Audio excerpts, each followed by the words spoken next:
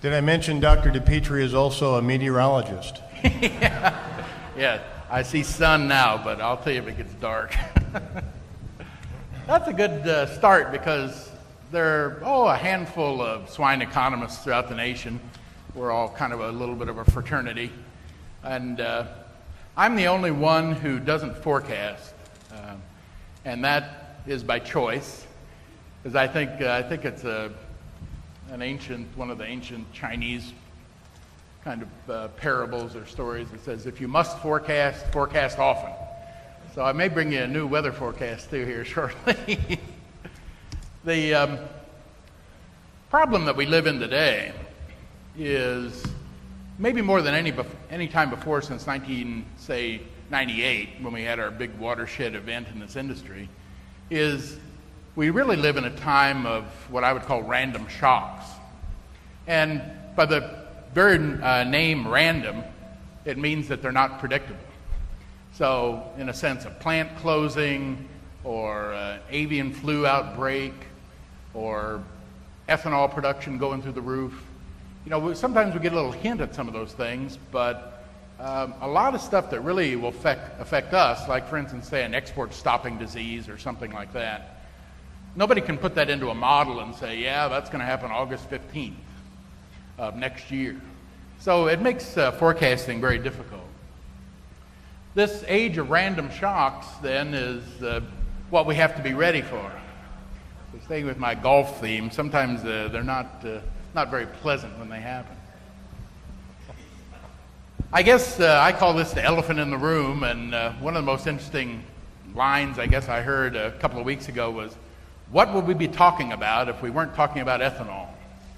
And I guess I would like to encourage you to the fact that there's a lot of other interesting things and fairly momentous things that are brewing under the surface now that if we focus all of our attention here, and of course it does get our attention big, we're not going to be ready for some of those. So I'd say take a good look at this, but then make sure that you're talking about some other things too. Of course, we really see this, this is what I call value-added gone wild for the corn guys. It's kind of like you wake up at 2 in the morning and turn on the TV.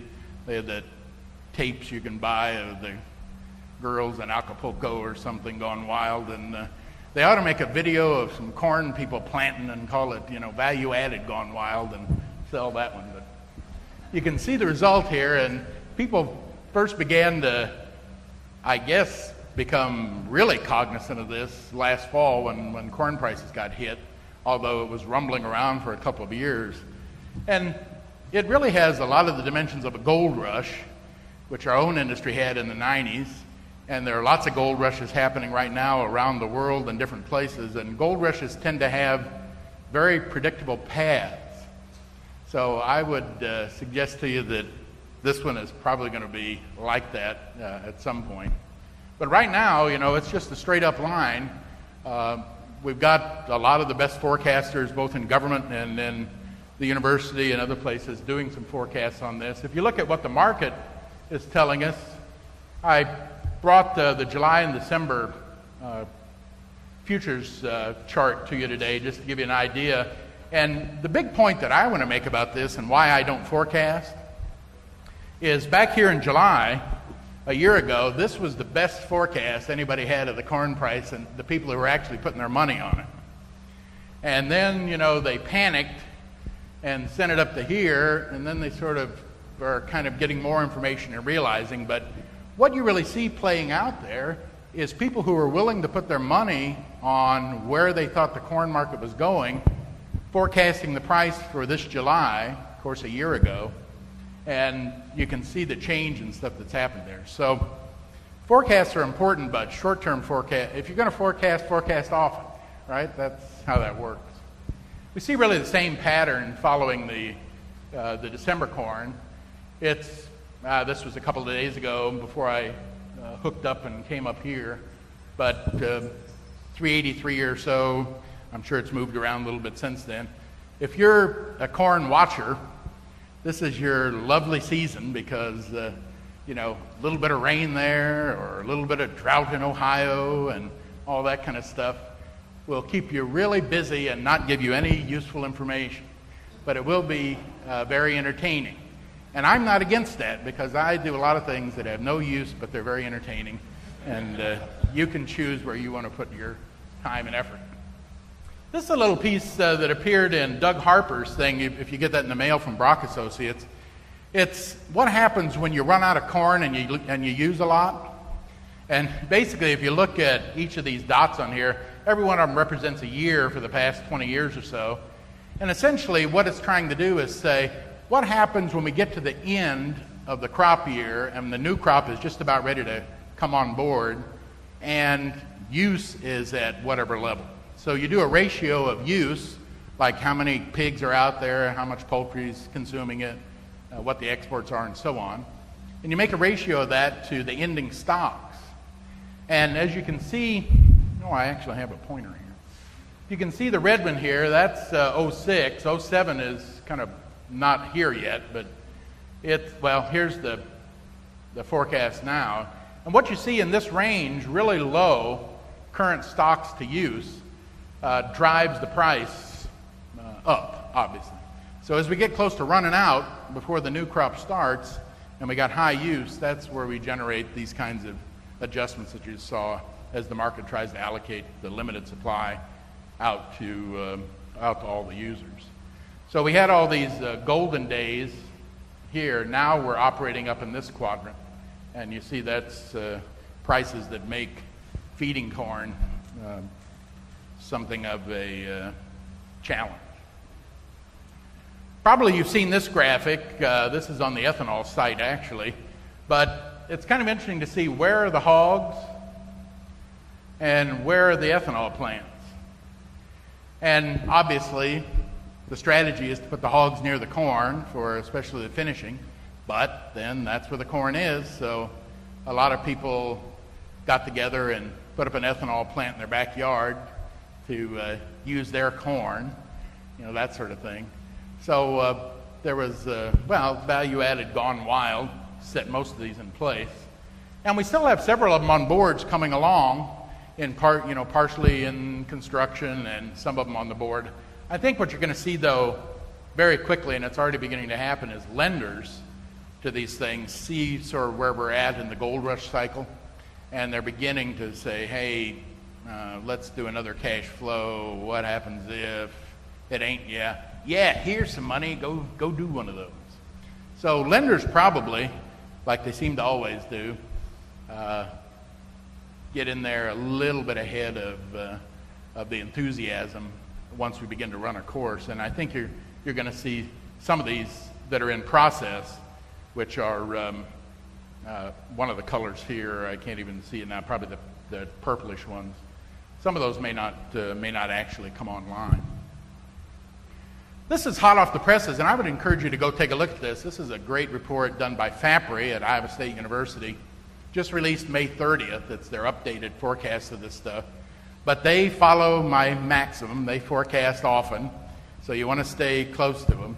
But it's at FAPRI, which is their acronym, .iastate.edu. You'll go to their site, and then you can pull up this report as a PDF file.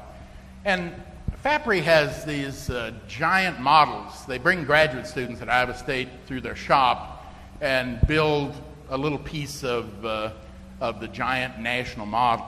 Because to really get a handle on this stuff, and I'm going to show you a result of sort of a smaller version of this kind of model, to really get a handle on what the impact is going to be, you really need to do what economists refer to as a partial equilibrium analysis. And what we say is, yes, corn prices are going up, and swine producers will react. However, poultry producers are going to react too. And we know that poultry is, dare I say it to this group, something of a substitute at the retail level for pork, as well as beef. And people will sort of trade off as the price of those proteins change at the grocery store. People will kind of, let's barbecue chicken this week instead of beef. It's gotten too high and so forth. So if you put all of those supply and demand relationships and the interrelationships that happen at the retail level when people shift around their purchases, you get a graduate student in there and you say, I want you to build the poultry sector for the Southeast, and you'll get a master's degree out of it. And then they attach that onto the big model, and pretty soon they have the whole thing. And as they ran this, and they do a lot of contractual work for USDA, for the government, looking at various policy impacts of choices that we make for farm bills and so on. This is the latest result of that fuller modeling, rather than just saying, well, if corn prices go up, hog cost of production will go up and producers will drop their weights or whatever. That's a very small look, and really often an inaccurate look, because we know over time, and I'm getting a little ahead of myself, if these costs remain persistent and in place, that there will be some pass-through of the cost, and packers will bid up the average price over time to compensate producers for the fact that they have a structural change in their input costs.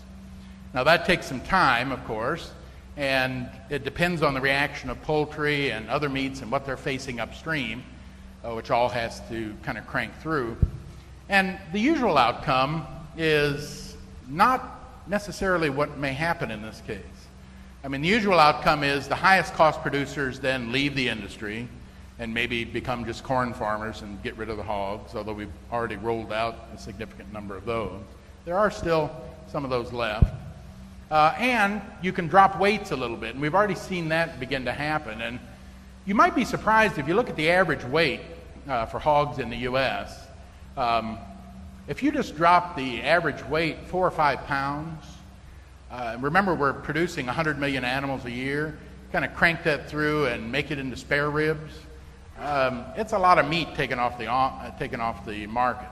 Now, it may not be spare ribs because you get 2 of them basically for every animal, but a lot of ham weight comes down, a lot of loin weight comes down, and then you have a price response from sort of a minor shortage that develops, and then you bid the price back up, and this goes through sort of a circular converging process until the pass-through is complete.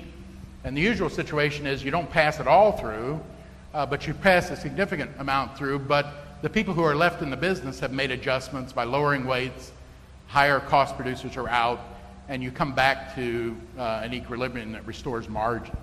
So we often talk about pork as a margin business, because when the margin gets out of line, over time, something happens to bring it back. I don't know if you can see this very well, but these are millions of acres of corn that are expected to be planted by CARD and the FAPRI staff. This is crop year 07, so they're between 85 and 90 million. They see it jumping up in 08 and then kind of leveling off. And this is the soybean acres. And notice, basically, you have people where they can, trying to move out of soybeans and into the hot corn markets. So we do get some drop here while we see escalations in expected corn plantings. This is their projections on corn prices, and we really have a kind of a rationalization that's beginning to happen. I mean, back in October, November, December, we really had some dire forecasts coming out there of what corn could be.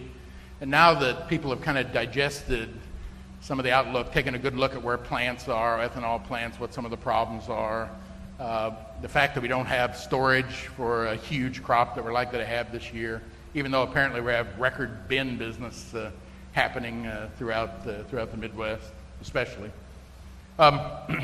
You see most of the forecasters coming in now looking at 340 to 360 as kind of the new equilibrium price for corn, whereas we were used to 260, 250, somewhere in there. And back in the 70s, it was $1.60 or 70 or whatever. So about every 30 years or so, we see this kind of new equilibrium level. And I'll show you in a minute how hog prices do respond to that. The FAPRI forecast here shows us going up somewhere around 340 to 345. And then as the ethanol thing really rationalizes, people get innovative about substitute feeds and other things, they see this coming down. Then soybeans, of course, because of less acres planted and so on, take that bump as they respond to producing more corn bushels. There's your billions of gallons of ethanol. And by the way, there's not a handout for this, but this will be available on swinecast.com, either as a podcast or you can view the slides and hear the presentation again if you'd like. So you don't need to worry about taking notes or something like that. If you want to look a little deeper into the charts and so on, you can see what's going on. Basically, believe it or not, I mean, the long run expectation for fuel is that it's going to come down over time, especially in real terms. And again, it's because people make adjustments. Somewhere around the 350 a gallon range in gasoline, people really do quit wasting trips to the grocery store. They shop once a week instead of twice a week. They get a bicycle. People do start making adjustments. And as you bring demand down, you can, you have a dynamic then that enters the market. It's not just we're going to go higher, higher, higher, and higher. This is kind of an interesting look. The work really of Brian Boer at the University of Minnesota. He's a longtime friend and colleague of mine back to Iowa State days, and we do a lot of stuff together. He looked at the price forecasts that people were making as they looked out in the future several months ago, maybe almost a year ago, and basically plugged in a wean to finish diet using NRC multi-phase ration fed diets, just because everybody does something different to get sort of a standard. And essentially, he tried to come up with what are the likely changes in feed cost for pork producers and then total cost of production, basically, for the typical swine producer if we have these different scenarios for what might happen in the corn market.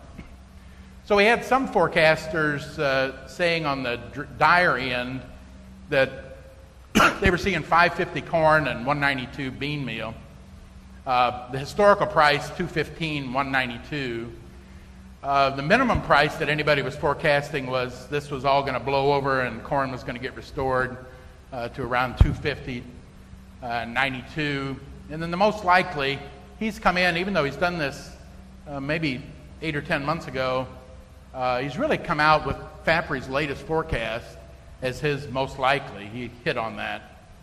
And if that's the case, what you really see here is a change in total costs for a swine producer up about 12.5%. Change in variable costs for feed and interest and so on, about a 14% increase in cost of production. But it's not unwise to take a look at the minimum and maximums too. I mean, we could, at the very high end of it, and USDA, by the way, just came out with another forecast looking at this too, where they crunched their big models. And they have a few scenarios that are unlikely but do take corn, like if we get a drought or something like that, and the ethanol gets fully built, what's on the books now, and so on. They looked as kind of a dire situation, at least for feeders. They do come out with something close to this, a little bit less than this. But this seems more likely. And if this is what we wind up with, $3.50 corn, $1.66, somewhere in there for bean meal, we're likely to see about a 14% increase in feed costs, 12% overall costs, because feed are a portion of total. That puts cost of production probably, this is a little bit of mixing and matching, but if we look at sort of how cost of production is distributed in the industry, we probably have this kind of thing developing. Very few producers, probably 10% or less, will keep costs at that kind of corn cost range below 43. We're probably going to have the big chunk of the good, what I would call the good average, or the big average, somewhere in the 47, 49 range. The little better 45, 47, and 15 or 20% maybe above 49 or $50 a hundredweight when the thing settles. I want to emphasize again, you cannot just take your cost of production and run an increase of corn through it and say this is what my cost of production is going to be, because believe it or not, you're much more creative than that. You're going to find ways to substitute some things out. You'll take everybody's cell phone away from them for a week until they're about ready to kill you, and then you give them back. That sort of thing. You'll outlaw text messaging for your kids and whatever you need to do, but there will be adjustments that happen to handle this kind of stuff. There's a lot of byproduct stuff being fed now, and good premium quality dog food is very inexpensive these days because of the, another random event, the melamine sort of scare. And probably it's very safe now, the dog food, because of all the scrutiny. But guess what? Demand has fallen off for it. People are a little bit shaky about it. And so there's excess capacity. And some feeders are finding that as a byproduct feed to be a real bargain. This is probably too much to explain in the short time we have, but Brian ran these, he has a smaller model than Fapri that he put together, kind of it's a really nice, I did some work with him on another project where we kind of built this model, and he's pretty much a mastermind at this kind of stuff, and he made this abbreviated partial equilibrium model, and he said, what would the pass-through look like, as people get used to 350 corn and as it kind of works its way through the system, high-cost producers drop out, there's an adjustment in, if poultry, for instance, contracts because of this, that'll obviously really raise the poultry price and make pork more competitive. And so people will consume more pork. And these models, you see, begin to take all that into effect and kind of try to sort it all out and reach down to a conclusion. But basically, what he's concluded there is the average will go from about $61 to $66 a hundredweight as the pass-through. This is Packer bids back to you. Now, I told him I was going to mention this, and he said, well, DiPietre, make sure that you put a lot of caveats on this because, it requires certain things to happen, and it's kind of, one run and a best guess. But it is an attempt, you see, to move beyond, to look at the whole economy in ag and all the users of corn, rather than just say, my price is going up, so my costs are definitely going up this amount. If you don't believe that pork prices adjust to high corn prices, then these are not Olympic rings. These are a trace of corn prices and hog prices. And basically, the first ring you see, the red is corn. So when you see the first ring here indicating an upswing in corn prices, the second follow-through ring looks at the hog price. So you notice here we have an upswing in hog prices. Here's our next. Corn went down, then it popped back up again. Here's our adjustment in hog prices. Corn went way down, as you might remember. I think, I was at Iowa State at that time. It got to 99 cents in a lot of places in Iowa. It got under $1. Not everywhere, not the national average, but where it was really plentiful and on the ground, it got to about 99, 98 cents.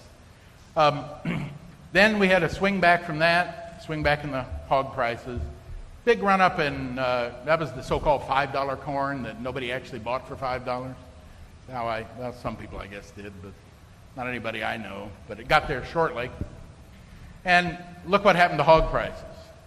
So if you're not a believer or don't think that, hog prices are going to be bid up, this will be worked in there. It may not come as fast as you want, and there may be other random shocks that sort of work against it or, whatever, but we see this trend in history.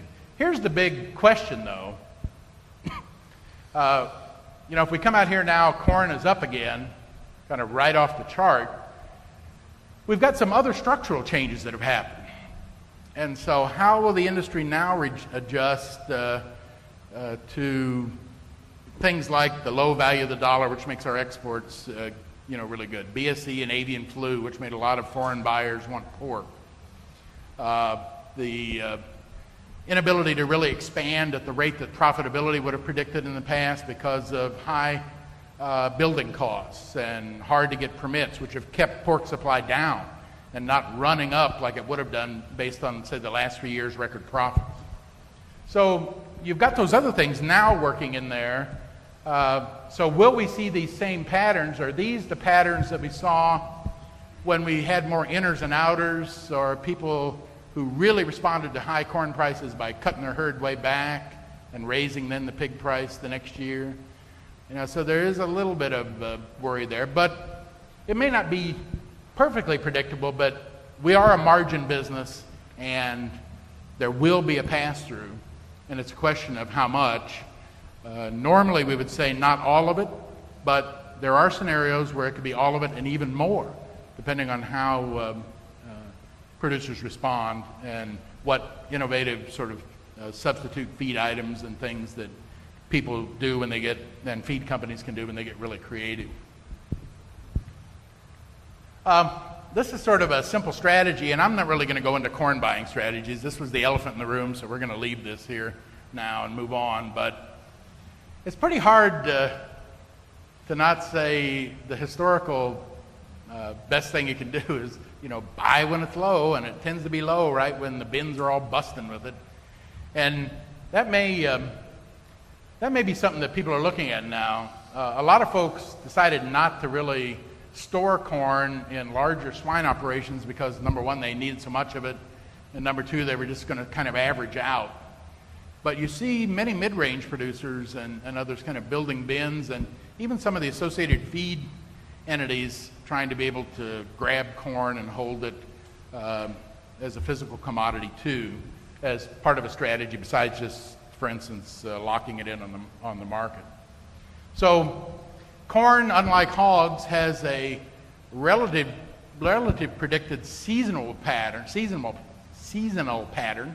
because there's a known harvest once it's in, and then there's kind of a cost to carry, which takes you through the next harvest.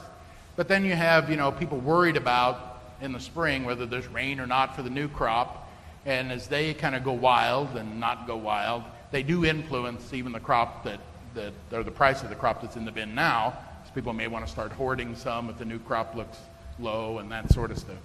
So still, even though that's the case, that gives it some variability. It is, lowest when the new crop comes in. There are other things you can do. Forward contract with a supplier where they do the hedging sort of for you, or you can hedge yourself. You can build another bin, and hold your own corn, or rent bin space, although it's getting to be like land values now. I think it's, as soon as everybody wants something, obviously the price goes up. If you want to take a look at some of the stuff the Chicago Board of Trade has put out, I have given you the URL, which is a long one, but all you got to do is go to the CBOT and go punch down through the hog commodity sort of reports, and you'll see they've printed some strategies for handling high feed costs using their products. And it might be nice to sort of review that too. Okay, enough for the elephant, and on to other things. One of the things that I've noticed persistent over time really is better operations do well even when they face difficulties like big run-ups in the cost of certain ingredients. And they do it because they have certain characteristics in the way they handle things and certain knowledge about both employee management and input management. And I want to share what I think some of those are today, because I think this is a multi-headed monster. It's not just about buying your corn cheap. It's now really about how do I manage all my costs? How do I set in place stability in my operations so that when I run after managing corn, other stuff doesn't go out of control. And believe it or not, and I'm going to show you this in a minute, most people sort of write this off, but there are a large number of inputs that you use other than corn that on any given day, like today, there are multiple prices for those in the marketplace, and I would suspect the typical person doesn't realize that. They just buy it because that's the supplier they've been using. So I want to show you a few of those things and take a look at it.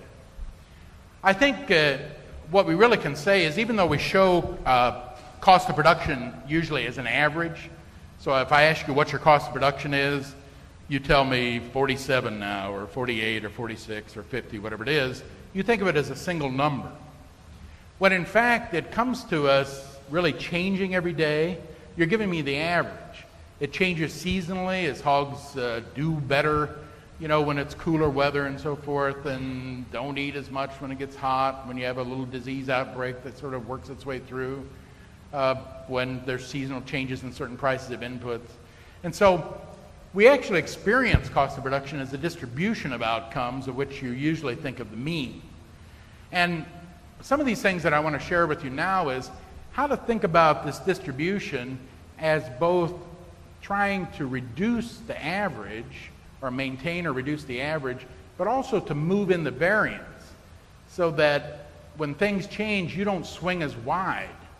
You have a more stable operation in place, because as you stabilize the operation and move it lower in terms of cost, number one, you become a much better candidate for credit. You also have a much greater ability, it's correlated really with having better quality help that you can hire and so on, because people like to work in well-controlled systems, or reasonably well-controlled systems that are predictable. So a lot of your initial choices have already set that distribution in place. They have to do with the genetics that you've chosen, the building style that you have, whether you're nursery finish or wean to finish. But one thing you can do is establish standard operating procedures for folks that work for you and really for yourself, so that if there is, for instance, a minor bubble somewhere out on a unit, people know what to do, and they know what to do consistently every day. And as you hire new people, there are a set of procedures that they know they have to get done by 10 o'clock in the morning or by noon. And you don't have to make a big 3-ring notebook that nobody ever looks at again that goes on the shelf. Probably the best ones that I've seen are on an 8.5 by 11 that are kind of laminated so the fly specks won't obliterate it over time, and hung in the unit or somewhere where people can have a look at and stabilize the daily work process. That limits choices and kind of wild carding. Outcomes then become more predictable and stable, and they become more resistant to minor shocks. So you don't get these swings that damage your balance sheet. Production system then becomes kind of a focus, and individual animals are observed and treated when necessary as a way to move that either profit up or cost distribution down. And I want to talk just a little bit about that because we don't have a lot of time here in just a minute. If I were to look at the key factors which really affect this variance, how wide you swing away from your mean, the typical ones, of course, obviously the elephant in the room, which is why we spent so much time on it first, changes in feed cost ingredients and how people can adjust. A lot of people can't adjust. They don't have a feed mill, so they're kind of left with bartering with or making sure that they're getting the right price for their ingredients, or maybe bidding out their feed, or some strategy to make sure that since they can't make it themselves, that they're at least getting the best possible price for the nutrients and nutrient value that is advertised in the feed. Changes in genetics. Genetics really create some of the variance here, and some are more stable, and a lot of this will depend on the mix of the genetics with your production system. Some genetics are very stable in certain environments. Others, if you have a more rugged environment or older buildings, a different genetics may fit that pattern. Seasonality and your adjustments to it. And we usually look at that in terms of breeding, wanting to make sure we have enough gilts available for the summer slump and all that, which we never do for some reason. I don't know why. But even though people know that 3 months in advance or something, then the groups all get shattered by the time we get there with not enough. Quality and type and cost of facilities. Disease outbreaks, of course, and chronic disease can cause you to, I'm going to show you a big picture of that in just here in a few minutes. Changes in production strategy, whether you go wean to finish or keep a nursery or have kind of a mix. And then the quality and management of your labor. And I did now put in cost of compliance, because if you're in a hot zone where people are after you all the time, permit-wise and nuisance suit-wise and all that, obviously that can make your cost of production variable. We look at how to manage cost once we're faced with the price vector or set of prices that we have to face in the marketplace. We have to make a very active attempt to look at fixing prices where we can at reasonable levels. The best producers in the United States look for buying opportunities and fix good ones, not the best one of all possible, but fix good ones for long periods. If you try to shoot for the best possible or lowest possible corn price of the year or whatever, it's an unrealistic goal. But fixing in stair-step fashion, either as we see maybe some optimistic news in the spring and you get some buying opportunities, Those are great opportunities. But we'll talk in a minute about some things besides corn that really fit that mold too. It's still unbelievable to me, and I do run into it occasionally, where people do not fix interest rates. They take the teaser rate, for a 3-year fix with an adjustable or something like that, and that is just ridiculous to do.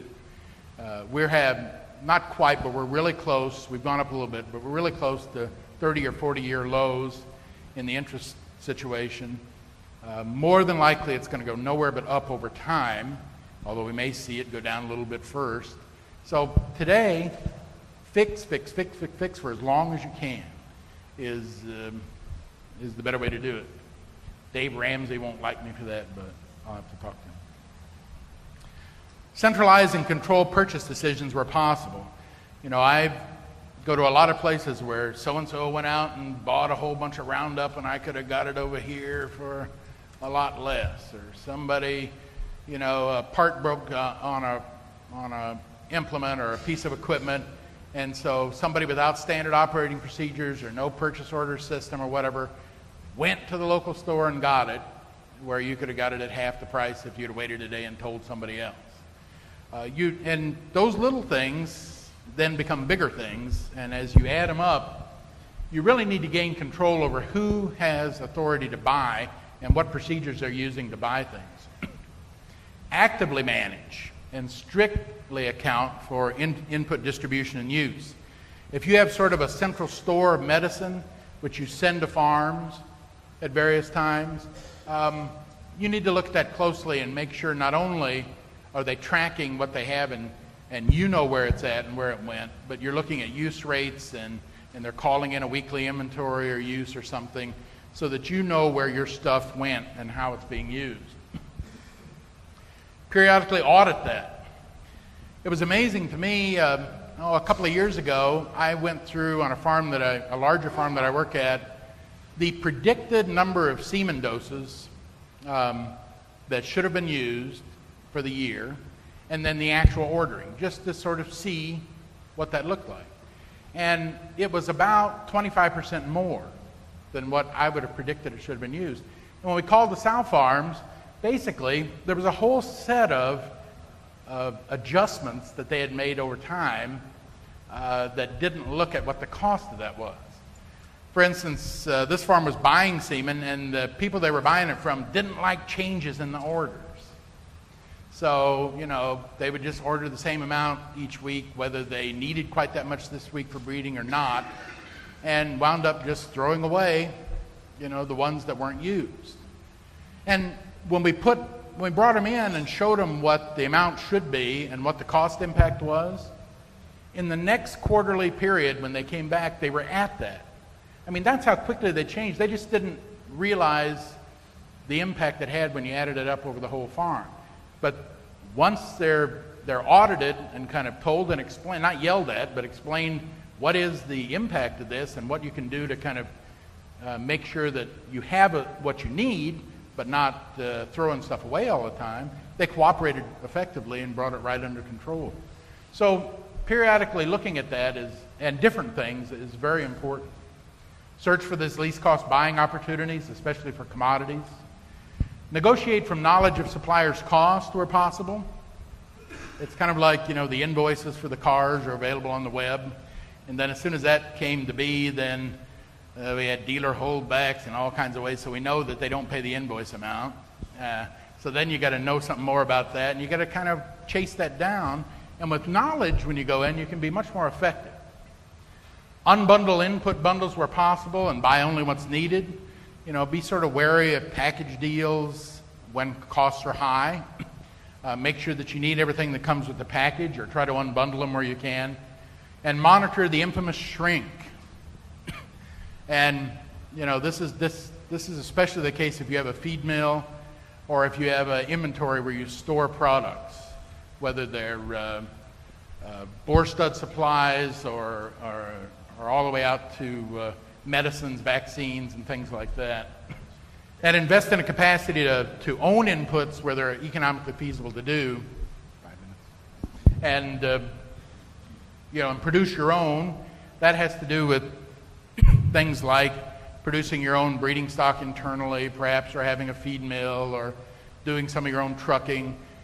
But of course, look at it. I'm not saying they're always the best choice for you, but those are the kinds of things you need to look at when outsourcing or high-cost stuff comes in. This is my favorite list that I call egg robbers. That's the old Missouri term for it. They're the way your money flies away from you in small amounts until it all adds up to big amounts. On any given day in the marketplace, there is a whole set of different prices for cell service. And in fact, if I were to ask everybody if I went through a set of numbers here, like what do you pay per minute, we'd probably start as low as 2 or 3 cents a minute for cell service if I'd ask you to just call out what you pay, all the way up to 35 or 40 cents a minute for cell service. And a lot of people don't realize that you don't have to be very big to go to a business account where if you're using volumes, you get substantial reductions in cell phone costs. Long distance, if you're paying more than, and sometimes it's free, for $25 a month, it's a pure commodity, long distance, and I mean hardline long distance. If you're paying more than 2 or 3 cents a minute, and I've been to farms where the farm went in and they just told the local phone company to hook it up and establish phone service and let it go, and then finally when the $1,000 monthly bill comes in and they look at it, it's like, we're paying 45 cents a minute to who? And then, you can knock it down to 2 or 3 cents a minute when that happens. Interest rates, nobody leads with their best offer. I don't know if we got a banker in here, but when they quote you the off-the-shelf rate, that is not their best rate, typically. There are a lot of things you can do to convince them that you deserve a higher or a lower tier rate. Gasoline, diesel, propane, that's where I first got my education on this about 10 years ago. A co-op was forming in North Carolina, a buying co-op, and they were wondering whether they should do this or not. And I did say, all right, start calling out your propane costs. And back then it went all the way from like 35 cents to 80 cents.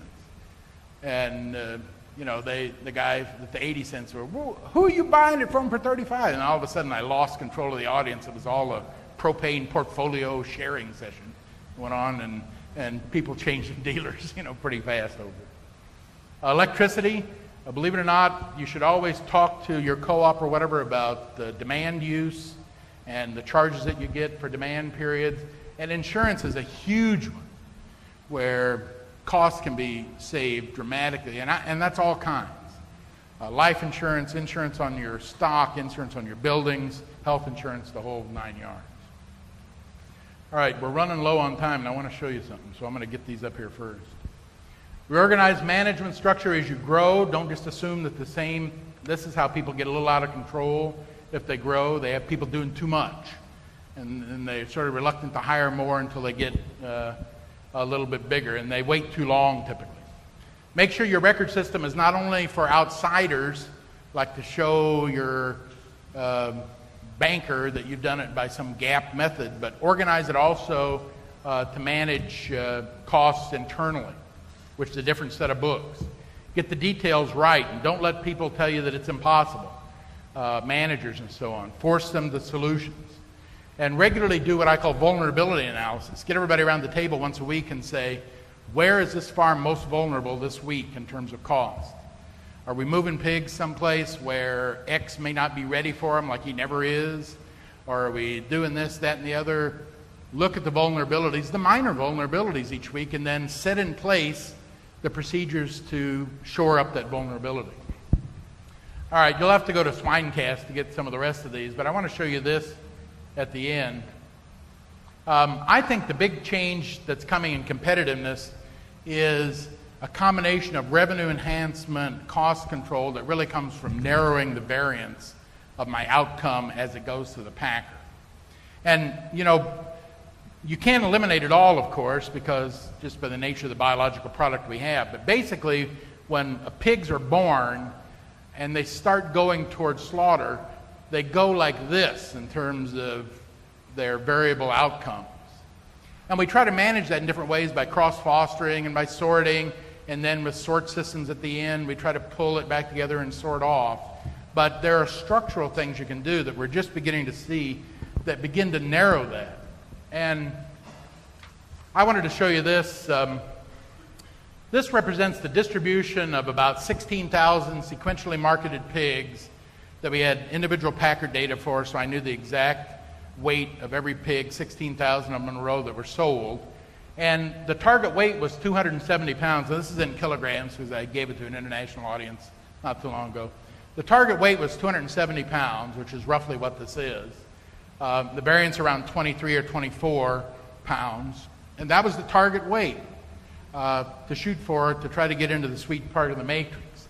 But I calculated for an individual pig, which of course we don't sell pigs individually, but just to set the standard, I calculated what was the profit maximizing weight of a single pig on that, in that date range, if we could have sold them all individually as kind of the gold standard. It was about 287 pounds, 88 pounds. When I looked at this, 453 pigs out of 16,000 were sold within plus or minus 1 pound of the profit maximizing level.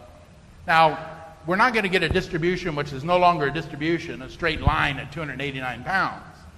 But to bring that variance in around that profit maximizing level is just huge in terms of revenue enhancement and, believe it or not, cost control. Every one of those green dots represents one of those pigs. This is my last slide. And I've spread them on the packer matrix, basically. So, again, it's in kilograms, so it's a little bit, if you're not familiar with that, it's a little bit hard to read. But basically, this is the weight on this axis. This is the percent lean.